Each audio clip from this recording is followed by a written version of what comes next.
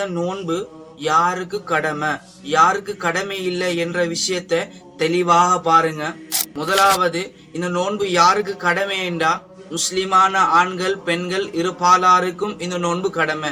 அப்ப யாருக்கு கடமை இல்லைன்றா காபிர் முஸ்லிம் அல்லாதவர்களுக்கு இந்த நோன்பு கடமை இல்லை. ரெண்டாவது, பாலிக் பருவ வயசு எத்திரிக்கணும். பருவ வயசை எத்திய இரு பாலாருக்கும் ஆண் பெண் இரு பாலாருக்கும் இந்த நோன்பு கடமை.